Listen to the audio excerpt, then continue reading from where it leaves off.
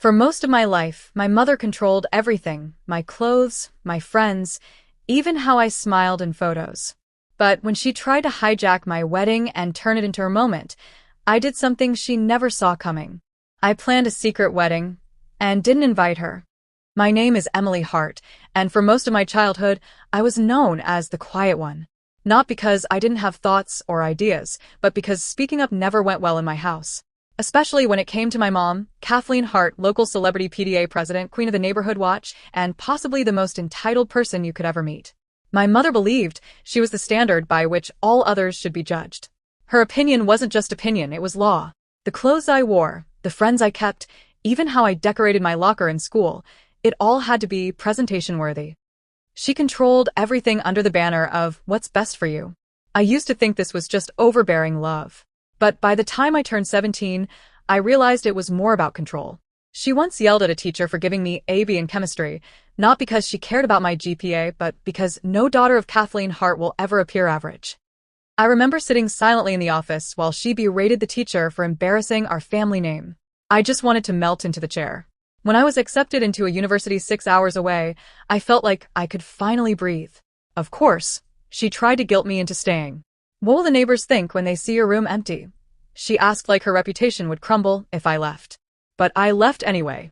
In college, I discovered who I really was. I dyed my hair. I started painting again. I met friends who didn't care if I wore the same hoodie 3 days in a row. And then I met Jason. Jason was quiet, thoughtful, and emotionally mature, everything my family wasn't. We dated through the last 2 years of school and moved in together after graduation. And 3 years later, he proposed with a ring made from the band of his late grandmother's wedding ring. I cried for 5 minutes straight. Then came the hard part, telling my mother. I dreaded the call. I knew what was coming.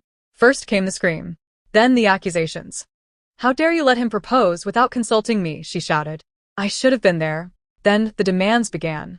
She wanted to pick the venue, the dress, the cake. She sent me spreadsheets and Pinterest boards with elaborate floral designs and guest seating charts that didn't even include Jason's parents. When I pushed back, she said, "This is my only daughter's wedding. You owe me this moment." Jason and I tried to set boundaries. We told her we wanted something small. An outdoor wedding. Just close friends and immediate family. She showed up the next weekend uninvited, armed with brochures for massive banquet halls and sample fabrics. She cried on my couch about how I was breaking her heart. I nearly gave in. But Jason held my hand and reminded me, this was our day. So we did something drastic. We secretly planned a wedding at a small lakeside venue 3 hours away, under a different name. We told her we were postponing the wedding due to financial stress and thanked her for understanding. She was livid, but she bought it. Over the next 2 months, we finalized the real guest list, 20 people. Our closest friends. Jason's parents. My aunt, my dad, and my younger brother, who had long grown tired of mom's drama. We sent out digital invitations with a private link, swearing everyone to secrecy.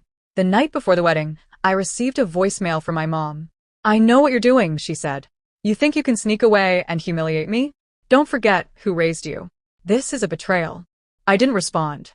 The wedding day was perfect. Cloudless skies. Laughter. Jason cried as I walked down the aisle barefoot in a simple lace dress.